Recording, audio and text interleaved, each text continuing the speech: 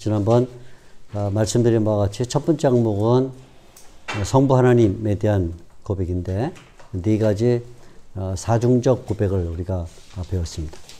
오늘은 성자 예수님에 대한 고백인데 나는 예수님을 믿습니다. 이렇게 보통 우리가 고백을 하죠.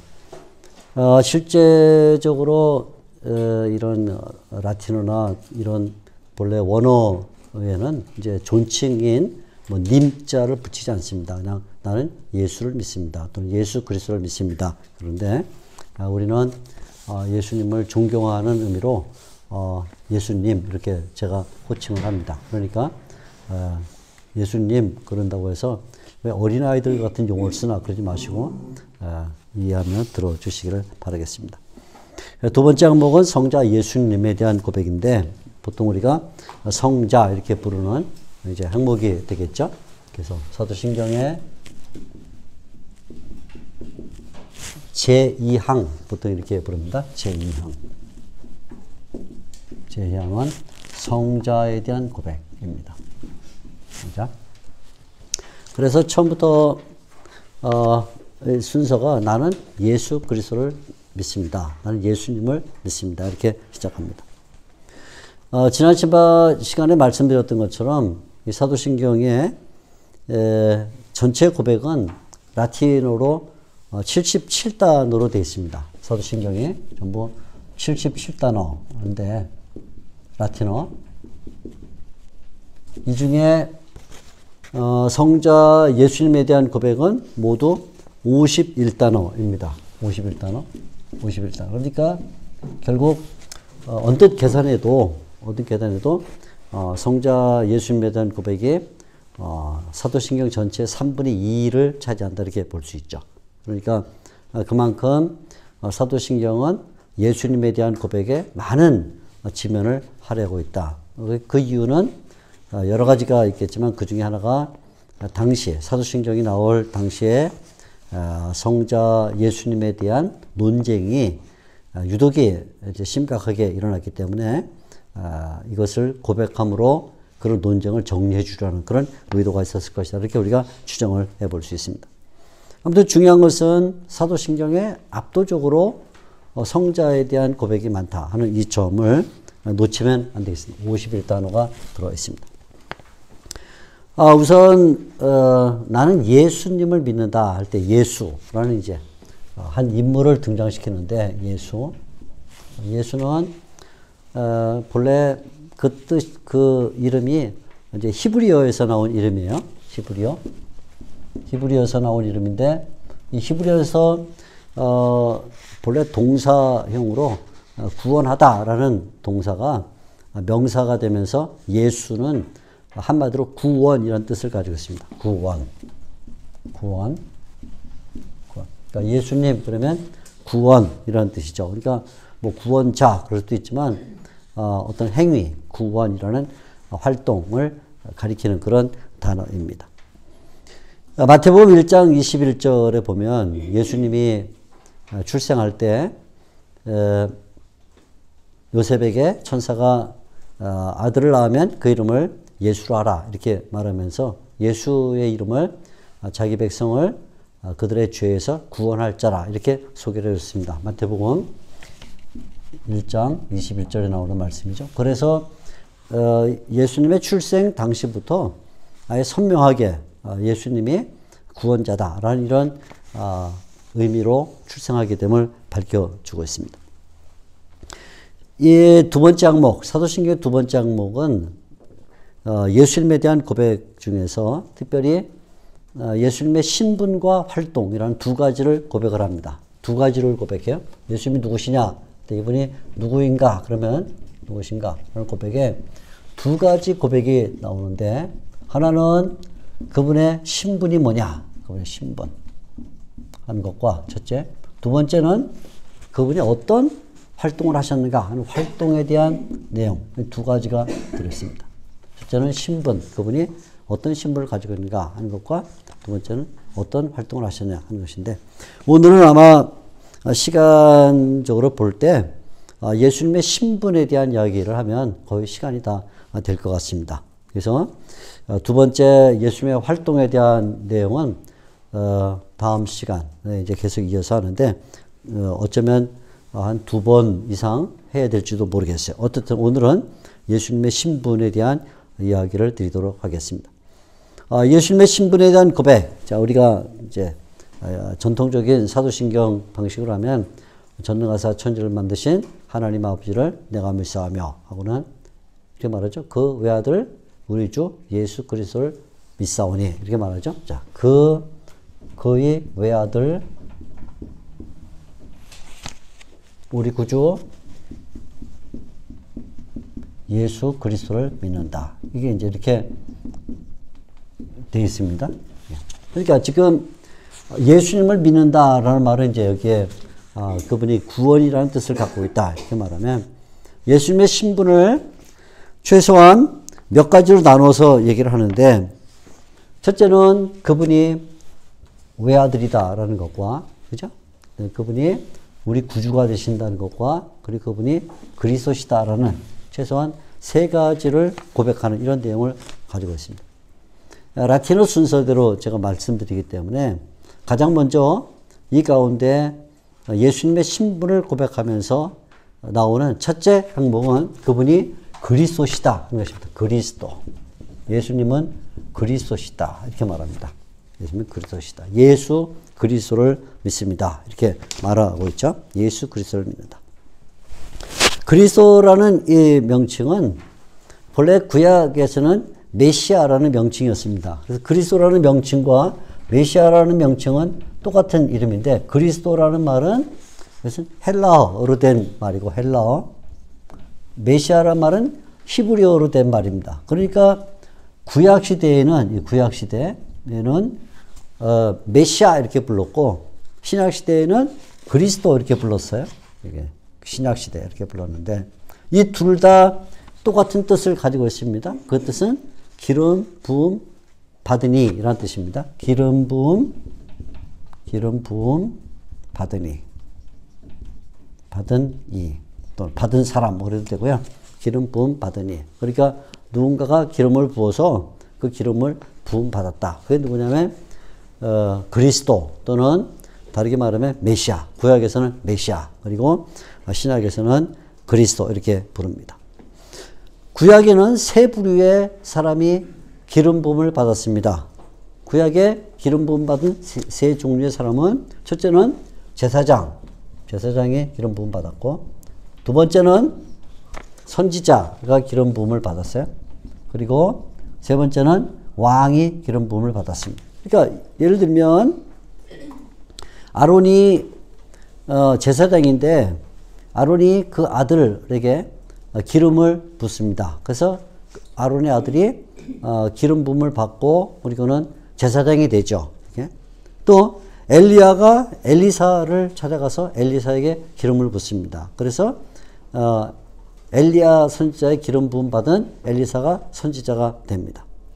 또 사무엘이 사울과 그리고 다윗을 찾아가서 기름을 붓습니다. 그래서 왕이 되죠. 그러니까 우리가 그냥 쉽게 예를 들면 아론, 그 다음에 엘리야, 그 다음에 뭐 다윗, 뭐 이런 분들이 기름 부음을 받아서 메시아라는 명칭을 받았다. 그러니까 구약 시대에는 세 종류의 메시아가 있었는데 하나는 제사장, 하나는 선지자, 하나는 왕 이렇게 받았어요. 근데 이때 이 제사장, 선지자, 왕은 다 하나의 고유한 기능을 가지고 있었습니다. 각각 고유한 기능을 가지고 있었는데 제사장이 하는 기능은 뭐냐면 속죄라는 기능을 갖고 있어요. 속죄. 우리 잘 알듯이 양을 양이나 비둘기나 양이나 소 이렇게 가난한 사람은 양 좀 괜찮은 비둘기 좀 괜찮은 사람은 양 뭐 좀 잘 사는 소를 잡아서 번제를 드리면서 속죄의 일을 했습니다. 선지자는 주로 하나님의 말씀을 선포하는 일을 했습니다. 선포에는 물론 예언도 들어있고 교육도 들어있지만 그냥 총칭 우리가 선포를 했다 이렇게 볼 수가 있습니다. 그리고 왕은 뭐랬냐면 통치를 했어요. 하나님을 대신해서 통치하고 동시에 통치할 뿐만 아니라 백성이 가지고 있는 문제들을 하나님께 탄원하는 기능을 했습니다. 그래서 왕에게는 두 가지 역할이 주어졌는데 하나님을 대신해서 통치하고 그리고 백성을 대신해서는 하나님께 백성의 문제를 탄원하는 그런 일을 하게 됐습니다. 그래서 이 구약에서 이 세 가지 직분, 메시아, 그러니까 기름 부음 받은 제사장과 선지자 그리고 왕은 다시 말하자면 하나님과 이스라엘 백성 사이에서 하나님과 이스라엘 백성 사이에서 중보자의 역할을 한 그런 인물들이다 이렇게 볼 수가 있습니다. 그러니까 하나님이 계시고 하나님 그리고 이스라엘 백성이 있으면 이렇게 하나님이 있고 이스라엘 백성이 있으면 이 하나님과 이스라엘 백성을 누가 연결했냐면 메시아가 연결했는데 메시아란 말 아까 말했는데 기름 부음 받은 자 이렇게 연결했는데 그때 각각 이 세 직분의 사람들이 자기들이 갖고 있는 고유한 기능을 활용했다 이렇게 볼 수가 있죠. 그래서 제사장은 뭘 했냐면 백성의 문제를 가지고 나가서 속죄하는 그런 역할을 했다면 속죄 백성의 문제를 하나님께 가지고 나가는 사람입니다. 제사장은. 선지자는 어떤 사람이냐면 선지자는 반대로 하나님의 말씀을 백성들에게 선포하는 일을 했습니다. 이렇게 조금 성격이 다른 그런 성격을 가지고 있죠.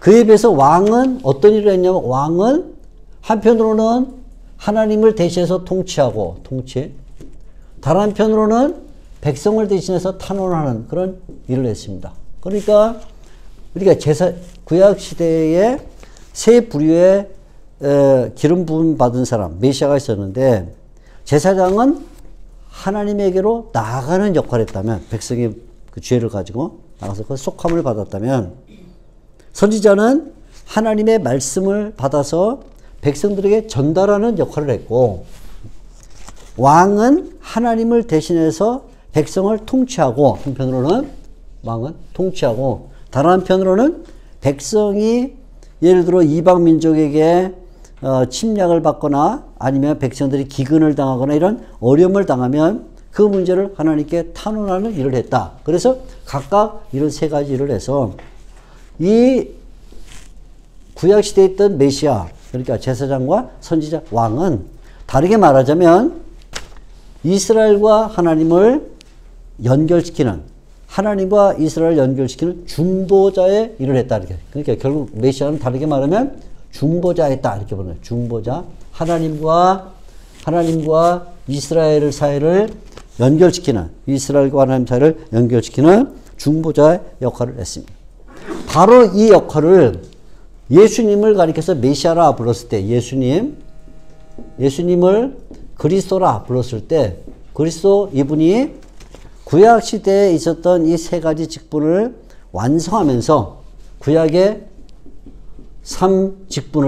삼중직이라 보통 말하는데 직분 완성, 성취하고 동시에 성취할 뿐만 아니라 구약 시대에 있었던 이 중보자의 참된 중보자로 나타나셨다. 참 중보자가 되셨다. 이렇게 우리가 보는 거죠.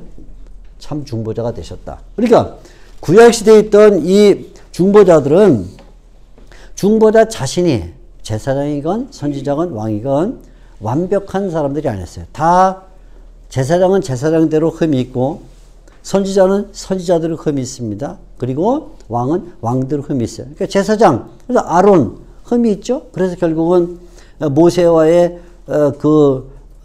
대결 구도 가운데 그만 뭐 문둥 나병이 걸리는 일이 일어났다. 흠이 있다 그런 말이죠.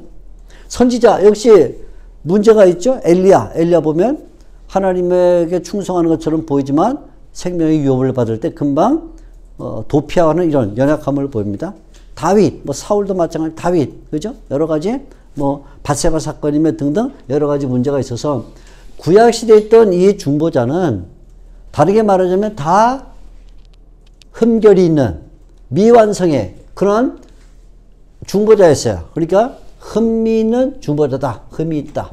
이렇게 말하면 신약시대에 예수님이 이 세 가지 직분을 다 모아서 한 분이지만 세 가지 직분을 가졌는데 이 예수님은 이러한 직분을 가지시면서도 흠결이 없었다. 그래서 예수님은 흠이 없다. 그죠? 흠이 없다. 그래서 차이가 금방 나는 거죠. 구약시대에 어떤 세 가지 직분을 다 모아서 그리스도라고 부르면서도 동시에 예수님은 구약시대의 메시아들과는 다른 흠이 없는 분이다. 이게 이제 우리가 예수님을 가리켜서 그리스도라 이렇게 부를 때 가지는 중요한 의미입니다. 그러면서 동시에 예수님은 제사장이기 때문에 속죄주가 되시고 속죄주. 그래서 우리가 대표적으로 히브리서 9장 12절을 보면 히브리서 9장 11절과 12절을 보면 예수님이 유일한 속죄주 제사장이다 그렇게 말합니다. 동시에 예수님은 선지자로서 선포자가 되시는 거죠. 선포자. 자, 이게 선지자로서 선포자가 되신다. 그래서 누가복음 24장 19절에 보면 예수님은 하나님과 사람들 사이에서 말과 일에 능한 선지자였다. 이렇게 이제 엠마오로 가던 제자들이 그렇게 고백을 합니다. 그리고 세 번째는 첫째 속죄주 제사장으로서, 두 번째 선포자 선지자로서, 세 번째는 왕이시다. 왕으로서 이분은 통치자가 되면서 동시에 이분은 탄원자다. 탄원자. 그죠? 우리가 요한계시록 19장에 보게 되면 백마를 탄 기사 예수 그리스도께서 등장하실 때 그분이 만왕의 왕이다. 이렇게 말하죠. 요한계시록 19장 16절에 만왕의 왕이다. 만왕의 왕. 그분밖에는 왕이 없다. 그분이 유일하게 통치자시다. 라고 말하면서 동시에 우리가 죄를 짓거나 문제가 있을 때 그것을 탄원하시는 중보자가 되신다. 그래서 요한일서 2장 1절에 보면 예수님은 우리의 죄를 속죄하시는 중보자시다. 그때 이제 중보자라는 말은 다르게 표현하면 그분이 탄원하시는 분이다. 이렇게 이제 우리가 얘기를 할 수 있습니다. 그래서 하나님께 나가 우리의 죄를 자기의 피로 속해 주시는 분. 자기의 피로. 동시에 예수님은 하나님의 말씀을 받아서 우리에게 완벽하게 말씀을 전해 주시는 분. 세 번째, 그분은 왕으로서 통치자가 되셔서 우리를 다스려 주시고 우리가 가지고 있는 삶의 문제 등을 하나님께 탄원하시는 분이다. 이렇게 말을 해주고 있습니다. 자, 이것이 우리가 예수님을 가리켜서 그리스도라 부를 때 가지는 중요한 의미예요. 삼중직. 그리고 하나님과의 관계 속에서 이렇게 삼중직이 전개가 된다. 이런 점을 우리가 기억을 하면 되겠습니다. 첫째, 상을 말씀드렸습니다. 자, 둘째는 예수님이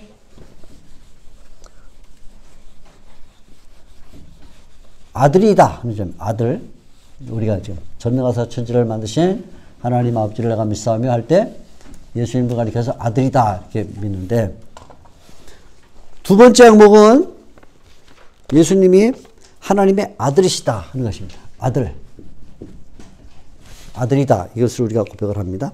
자, 아들이다라고 말할 때 그의 아들, 그의 유일하신 아들이라고 표현합니다. 자, 이게 우리가 고백할 때 그의 유일하신 아들 이렇게 이제 표현하는데, 중요한 말이 그의란 말도 중요하고 동시에 유일하시란 말도 중요하고 세 번째 아들이다란 말도 중요해요. 가장 먼저 이분은 아들이다. 이렇게 아들이라는 표현이에요. 그러니까 절대로 예수님은 성부가 아니시다. 그런 말입니다. 우리가 사도신경에서 처음부터 고백하는 중요한 내용은 예수님은 성부가 아니다. 그러니까 많은 경우에 삼일체론에서 문제를 일으키는 사람들이 삼일체를 잘못 이해하면 어떻게 이해하냐면 한 하나님이 세 가지 모양으로 나타났다 이렇게 말해요.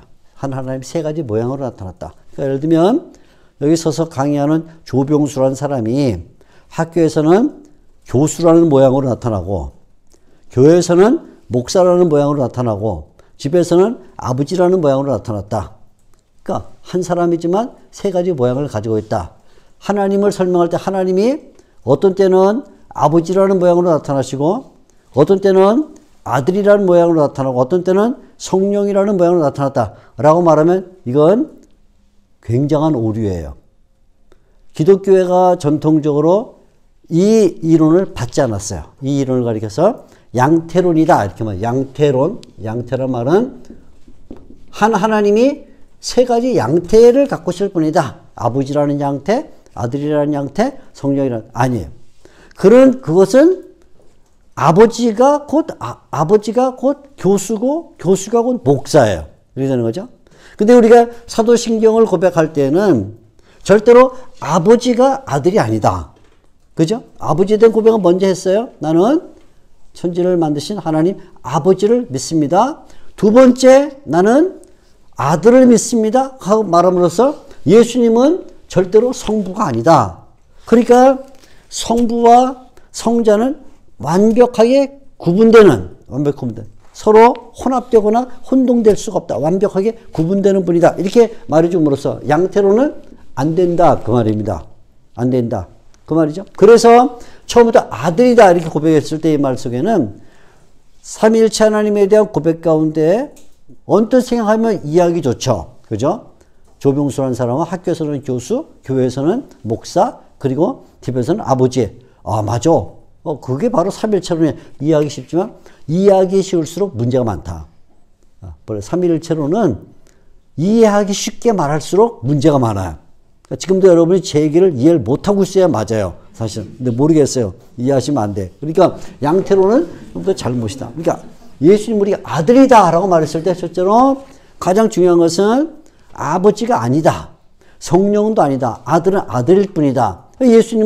예수님 나름대로의 인격과 예수님 나름대로의 그 품위를 갖고 있어서 섞이지 않는다. 아버지와 섞이지도 않고 혼동되지도 않다는 점을 말해주고 있습니다. 그러면서 동시에 그럼에도 불구하고 예수님은 그의 아들이다. 이렇게 말함으로써 그의 아들. 이 그의 아들이라고 말함으로써 예수님이 성부는 아니지만 성부와 아주 밀접한 관계에 있다 하는 걸 말해줘. 예수님은 성부와 밀접한 관계가 있다. 이게 밀접한 관계. 이렇게 말하는 거죠. 동일하다는 말이 아니라 밀접한 관계가 있다. 그의 아들. 아버지에게 소속되어 있다. 아버지와 함께 붙어 있다. 아버지와 분리될 수가 없다. 그러니까 아들이라고 말할 때는 이거는 분명히 구분된다. 구분됩니다. 예수님은 예수님이고 아버지 하나님이지 겹쳐지지 않는다. 구분된다. 이 말이에요. 그러나 동시에 그의 아들이다 라고 말함으로써 예수님은 하나님과 분리될 수가 없다. 분리되지 않는다. 를 말해요. 분리되지 않음. 여기는 구분된, 분명히 아버지는 아버지고 아들은 아들이지만 그 구분돼요. 확실하게. 예를 들면 이런 얘기예요. 예수님께서 세례자 요한에게 세례를 받으시고 물에서 올라오셨어요. 그죠? 그때 하늘에서 하나님 아버지의 소리가 들렸습니다. 이는 내 사랑하는 아들이다. 이제 제가 곧 설명드리겠지만 내 사랑하는 아들이다 했을 때 예수님이 무슨 복성? 뱃소리를 내갖고 자기가 자기한테 입은 안 열고 한 거 아닙니다. 그렇게 생각하시면 안 돼요. 예를 들어 예수님께서 변화산에 올라가셨을 때 이는 내 사랑하는 아들이라는 소리가 들렸을 때 그것은 예수님은 땅에 있고 변화산이라는 또는 물이라는 요단강이나 있지만 하늘에 계신 하나님이 소리를 주신 거예요. 십자가에 달리신 예수님이 나의 하나님 어찌하여 나를 버렸습니까? 라고 말했을 때 그냥 자기가 자기한테 한 말이 아닙니다. 그러니까 분명히 구분된다는 말이에요. 그죠? 요단강에서도 구분됐고 변화산에서 구분됐고 십자가 위에서도 구분됐다. 그럼에도 불구하고 그의 아들이기 때문에 그애는 하나님을 가리키는데 하나님 성부 하나님 아버지를 가리키는데 그러니까 그의 아들이라고 말할 때 예수님은 하나님을 떼어놓고는 설명할 수 없는 분이다. 하나님과 관계없이 설명할 수가 없다. 항상 예수님을 설명하려면 하나님과의 관계 속에서만 설명해야 된다. 그걸 우리에게 말했죠. 그래서 하나님과 절대로 분리될 수가 없다. 성자를 말하려면 언제나 성부를 말해야 되고 성부를 말하면 자동이 성자를 말할 수밖에 없다. 그래서 이 사도신경이 처음부터 우리가 강조하는 것은 삼일체 구도 가운데 성부와 성자의 관계에 있어서 구분되지만 분리되지 않는다 하는 것입니다. 늘 분명하게 나눠지는데 분명하게 서로 다른데 다른 분인데 근데 둘이 분리가 되지 않아. 그의 아들이다. 그의 아들이다. 이렇게 말해주고 있어요. 그래서 그의 아들이다 라고 말함으로써 성부 하나님과의 관계, 성부와의 관계를 명시를 해줍니다. 관계를 분명하게 드러내주고 있어요.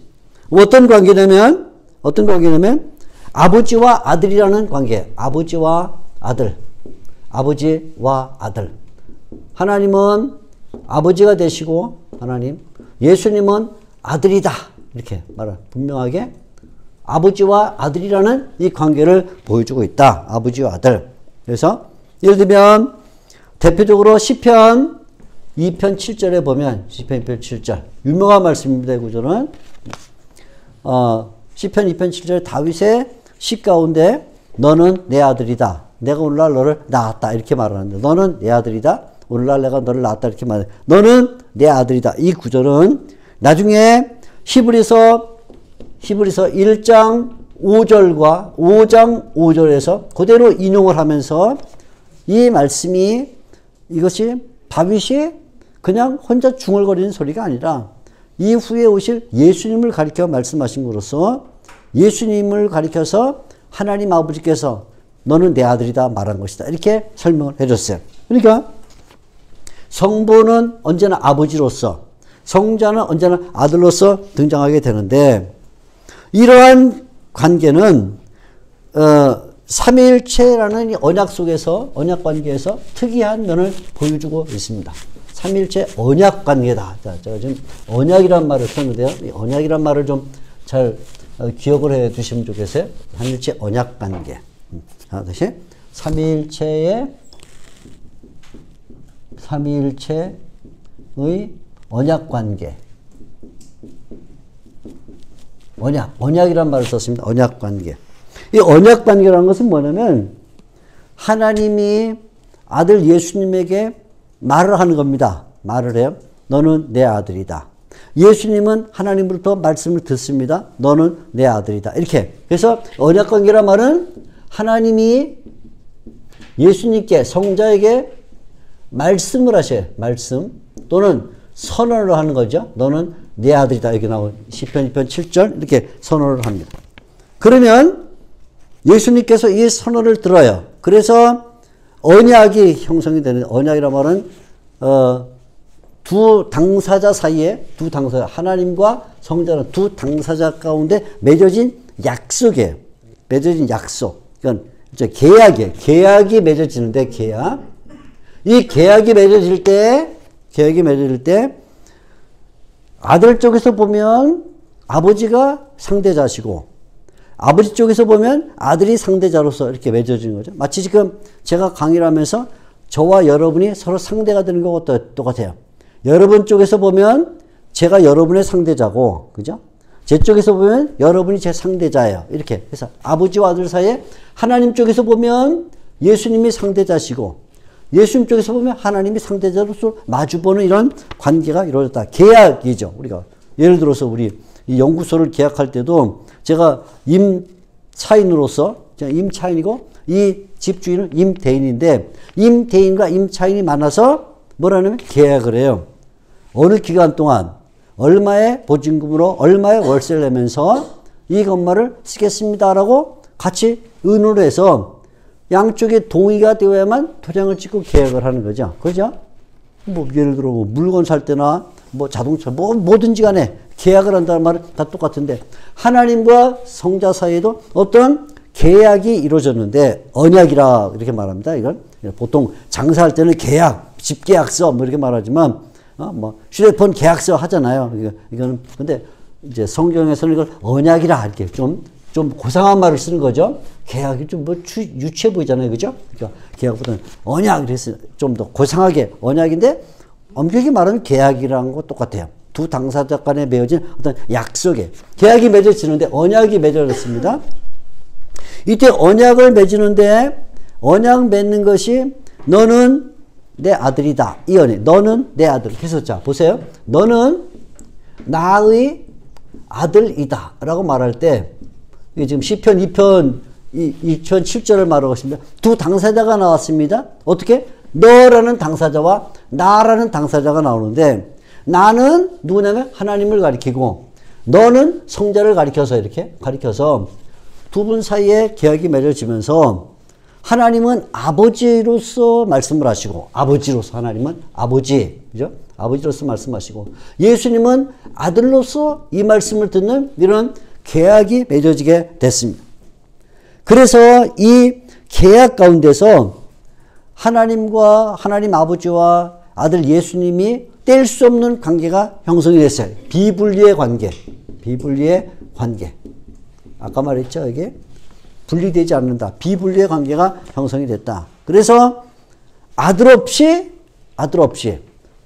아버지를 생각해 볼 수가 없고 아버지 없이 아들을 생각할 수가 없다. 그러니까 여러분 우리가 복음서에서 보면 예수님의 그 말씀 가운데 특이하게 이해되기 굉장히 어려운 말씀이 있어요.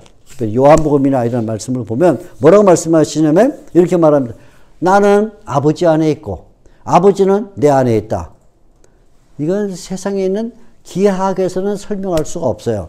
아버지가 내 안에 있고 내가 아버지 안에 있다. 자, 예를 들어 제가 두 손이 있는데 오른손이 왼손 안에 있으면 절대로 오른손이 왼손 밖에 있을 수가 없어요. 그죠? 이해가 안 되시면 머리가 진짜 나쁜 거예요. 자, 다시. 자, 왼손이 오른손에 들어있으면 왼손이 오른손에 들어있죠, 지금? 그럼 절대로 왼손이 오른손 밖에 있을 수가 없어요. 그죠? 그러니까 왼손이 오른손 안에 있으면 다르게 말하면 오른손은 왼손 밖에 있다. 이렇게 말해야 돼요. 근데 예수님 뭐라고 말하면 내가 아버지 안에 있고 아버지가 내 안에 있다. 이건 세상에서 있을 수가 없어요. 뭘 얘기하냐면 하나님과 예수님은 아버지와 아들이라는 계약 관계 속에서 분리될 수 없는 완벽한 하나됨을 말하기 위해서 특이한 표현을 썼는데 아버지가 내 안에 내가 아버지 안에 있다는 표현을 씀으로써 완벽한 하나됨을 말하는 비분리의 관계를 설명하게 되었다. 그러면서 여기에 세 번째 항목으로 뭐라고 말하냐면 그런데 아들이신데 그의 아들이실 뿐만 아니라 동시에 유일하신 아들이다. 유일하신 아들. 이렇게 말해. 유일하신 아들. 이렇게 말해줍니다. 유일하신 아들. 우리가 보통 말할 때 독생자. 한자어로 독생자라 이렇게 표현해. 독생자다. 요한복음에 특별히 많이 나오죠. 요한복음 1장 14절 보면 말씀이 육신이 되어 우리 가운데 거하심에 우리가 그의 영광을 보니 아버지의 독생자의 영광이요. 이렇게 말하죠. 아버지의 독생자의 영광.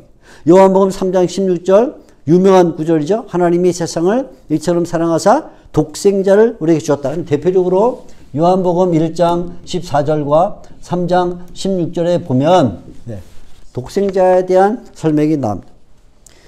이 독생자라는 설명은 첫째는 어떤 뜻을 갖고 있냐면 이건 하나밖에 없는 아들이다. 그렇지. 외아들. 그야말로 외아들이다. 뭐 이런 뜻입니다. 외아들. 그러니까 예를 들어 뭐 우리가 대화를 나눌 중에 자녀가 몇 명이세요? 예, 아들이 하나밖에 없습니다. 그때 쓰는 말이에요. 아들이 하나밖에 없습니다. 예를 들면 히브리서에 보면 아브라함이 이삭을 낳았다고 말할 때 이삭은 외아들이다 그렇게 표현해요. 또 나인성 누가복음에 나인성 과부가 아들을 잃었는데 그 아들이 죽었는데 그 아들은 하나밖에 없는 독자였다. 독자라는 뜻입니다. 독자. 그러니까 하나님 쪽에서 보면 예수님은 하나님과 신성이 똑같은 유일한 아들이다. 신성이 동일한 유일한 아들이다. 세상에는 예수님처럼 하나님과 신성이 똑같은 분이 있을 수가 없다. 그런 의미에 있어서 외아들이다. 신성이 동일하다. 다른 모든 것들은 다 피조물로서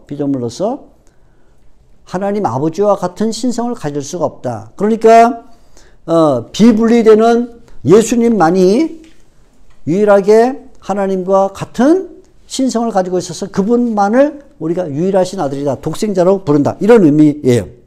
두 번째는 더 나아가서는 하나님과 동일한 영광을 가지고 있다. 하나님과 동일한 영광. 동일한 영광을 가지고 있다는 신성만 동일한 게 아니라 영광도 동일하다. 그래서 특별히 요한복음 1장 14절입니다. 14절 말씀을 보면 말씀이 육신인데요. 우리 가운데 거하심에 우리가 그 영광을 보니 독생자의 영광이요. 독생자의 영광이요 할 때 말할 때 그 영광은 하나님 아버지만 갖고 있는 영광과 동일한 영광을 가지고 있다. 그런 의미에서 하나님과 동일한 영광을 가지고 있다는 그런 의미에서 예수님이 하나님의 독생자시다.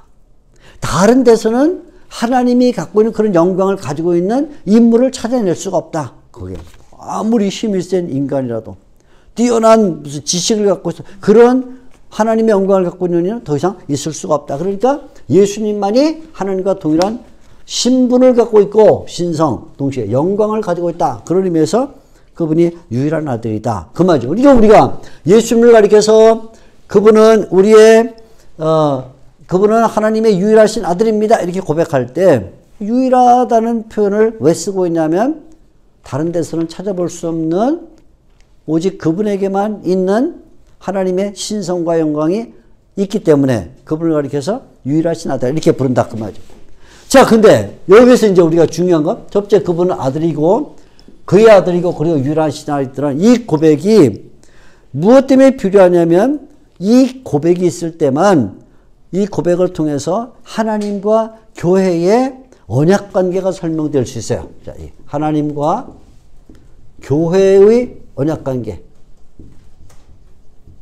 무슨 얘기냐면 지금까지는 하나님과 하나님 사이에 삼일체 가운데서의 언약 관계를 설명했는데 수평적이죠. 이번에는 바로 이 하나님과 성자 예수님 사이의 언약 관계의 기초를 두고 비로소 하나님과 교회의 언약 관계가 형성이 된다. 그런 말입니다.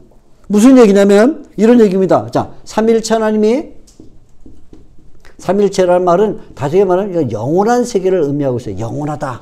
삼일체는 영원한 세계를 전제하고 있습니다. 여기에 성부와 성자 사이에 언약이 이루어졌어요. 언약. 무슨 언약이냐면 이것은 유일한 언약이에요. 유일한 언약.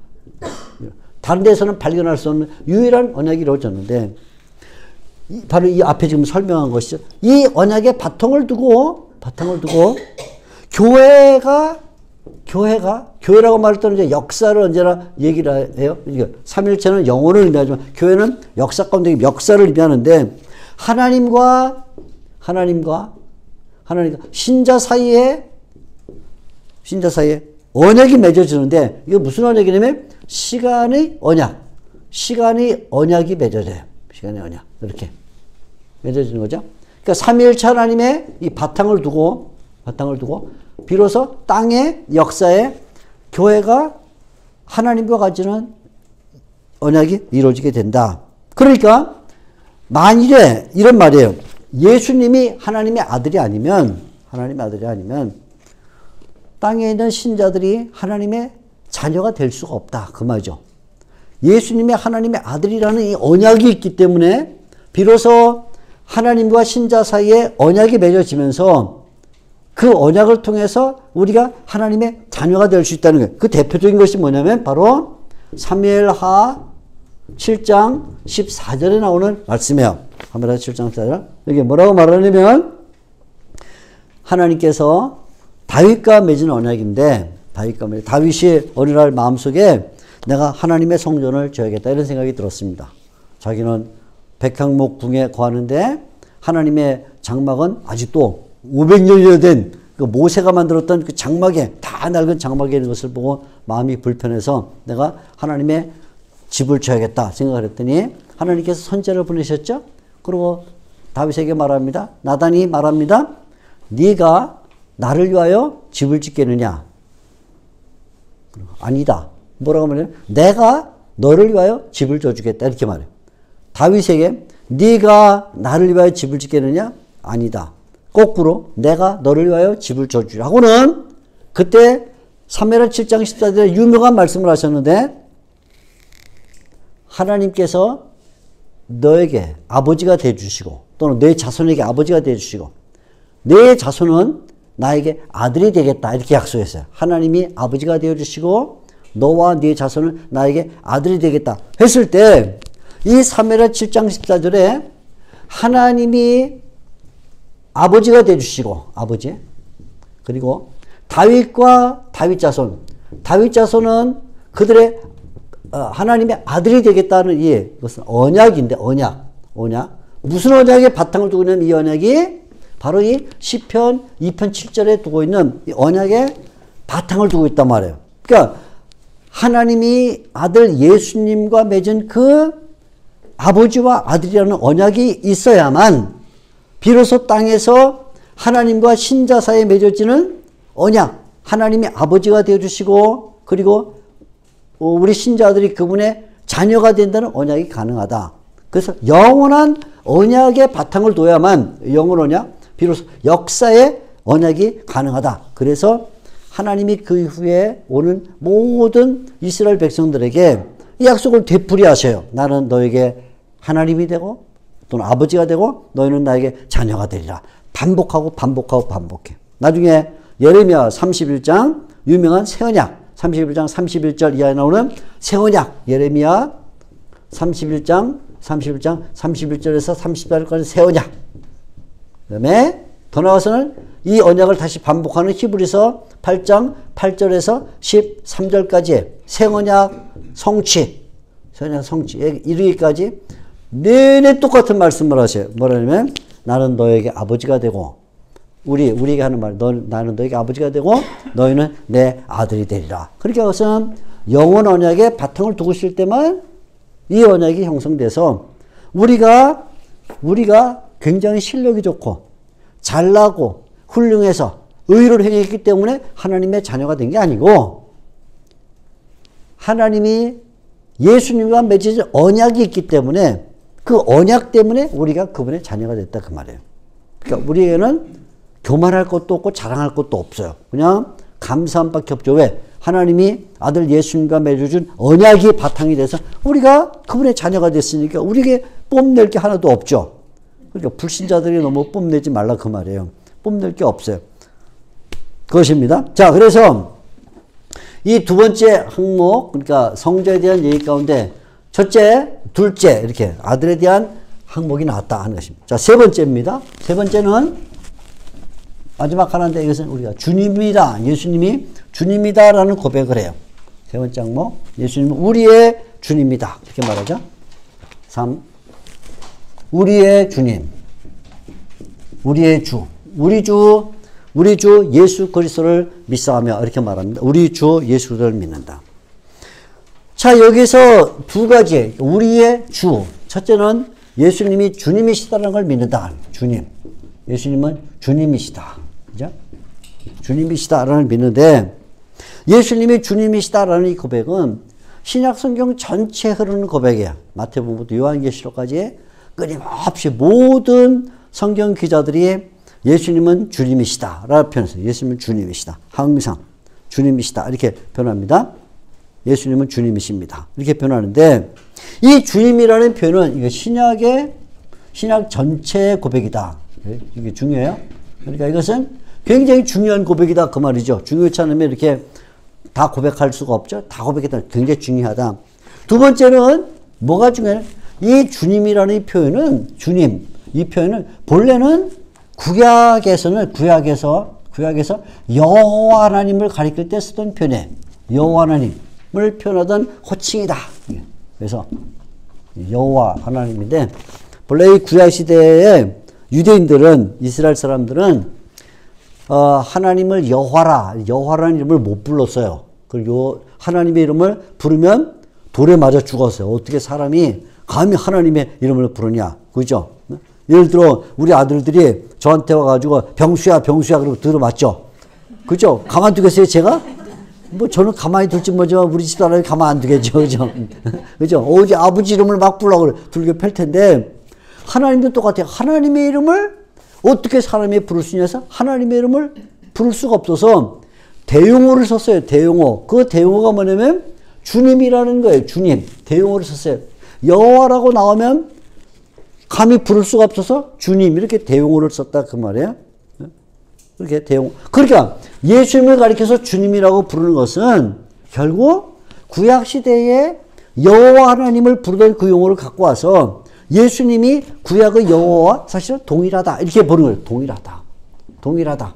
동일한 분이다. 이렇게 고백을 하는 거예요. 그래서 구약의 여호와 동일한 분이다라고 고백할 때 그때 여호와 하나님이 했던 일 뭐죠? 창조. 우리 잘 알죠. 창조. 여호와 하나님 창조. 그죠? 지난 시간 배운 것처럼 하늘과 땅을 만드셨다. 만드실 뿐만 아니라 그 만드신 것을 섭리하신다. 섭리란 말도 우리가 지난 시간에 배웠습니다. 섭리하신다. 그리고 그 만드시고 섭리하실 뿐만 아니라 그것의 최종 결정을 누가 짓냐면 하나님이시다. 그래서 심판.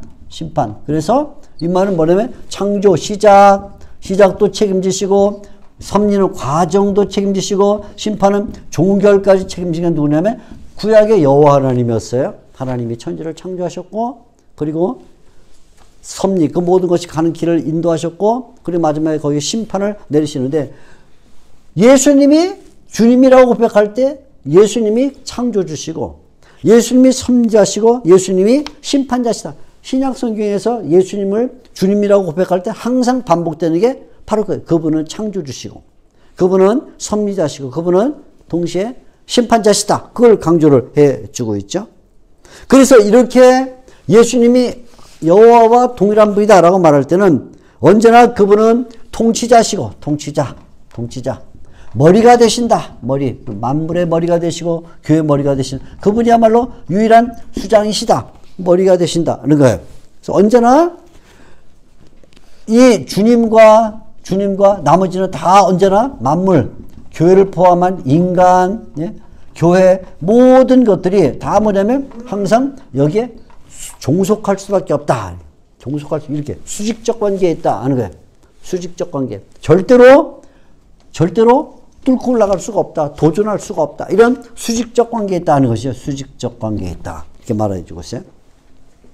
그런데 놀라운 것은 예수님이 이렇게 우리 주님이신데 여호와 하나님과 동일하신 분인데 그분이 그냥 주님일 뿐만 아니라 동시에 그분은 우리의 주님이다. 우리의 주님. 우리의란 말이 굉장히 우리의 주님이시다. 이렇게 말해 주고 있어요. 예수님은 주님으로서 교회와 관계하신다. 교회와의 관계를 설명해 주고 있는 것이죠. 교회와의 관계 설명해 주고 있습니다. 그러니까 우리가 예수님을 부를 때는 나의 주 이렇게 부르는 것은 별로 좋지가 않아요. 사실은. 나의 주, 내가 독점하는 거거든요. 딴 사람은 주님 되지 마세요. 나의 주님만 대주세요. 딴 사람은 도와주지 마시고 나만 도와주세요. 나의 주.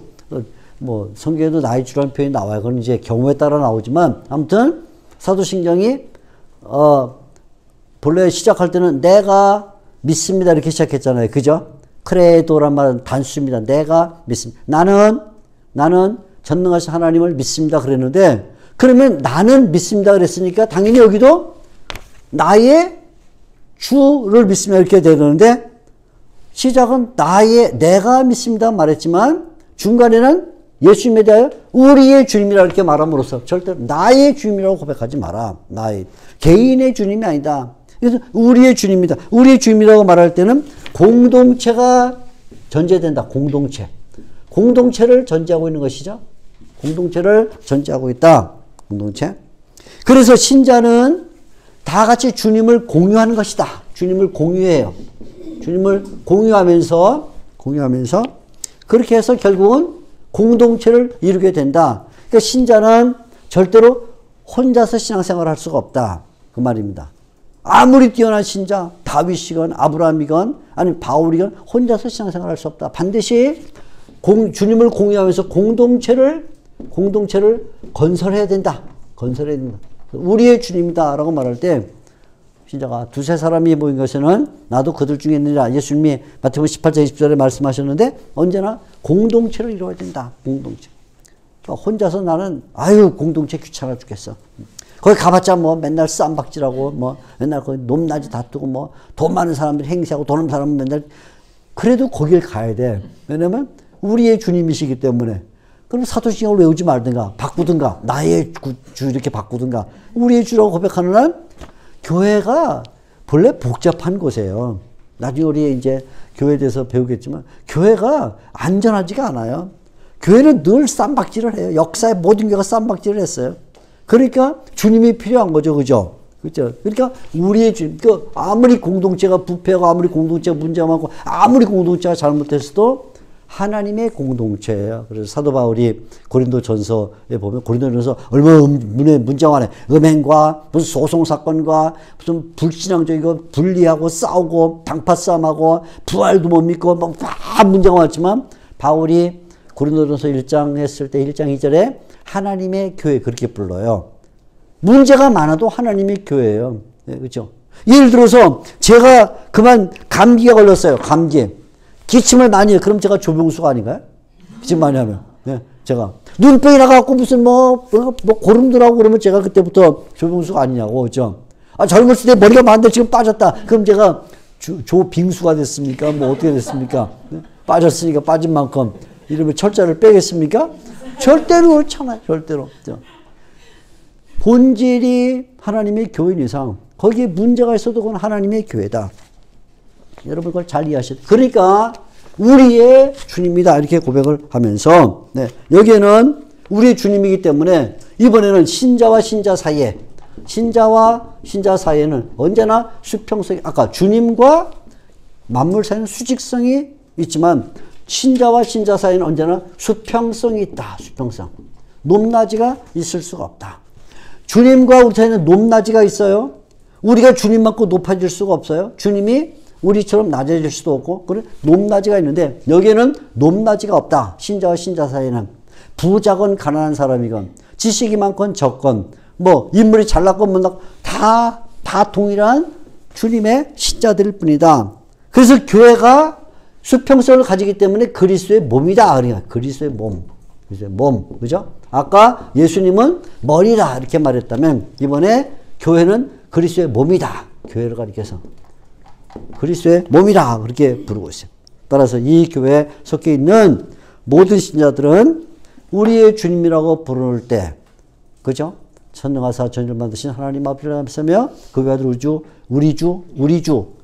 주 예수 그리스도를 믿는다. 우리 주 이렇게 부를 때 언제나 우리는 그리스도의 몸으로서 모든 지체들이 다 수평적으로 그런 수평성을 단지 기능과 역할이 다르다. 어떤 신자는 팔로서의 기능이 있고 어떤 신자는 발로서의 기능이 있다는 기능과 역할이 다를 수 있지만 기능과 역할의 차이가 있을 수 있지만 그러나 언제나 높낮이는 없는 수평성을 가질 뿐이다. 그래서 우리가 사도신경을 외우면서 우리 주 이렇게 외울 때 우리는 공동체로 이루어야 된다는 이 점을 강조해주고 있는 것입니다. 자, 오늘은 예수님에 대한 고백 가운데 제2항 특별히 그분의 신분, 세 가지 신분을 우리가 공부를 했습니다. 그분은 그리스도시다. 그분은 아들이시다. 그리고 그분은 주님이시다. 세 가지를 공부했는데 다음 시간에는 바로 이분이 어떤 일을 하셨는가 하는 것들을 좀 더 자세하게 말씀을 드리도록 하겠습니다. 네, 수고하셨습니다. 감사합니다.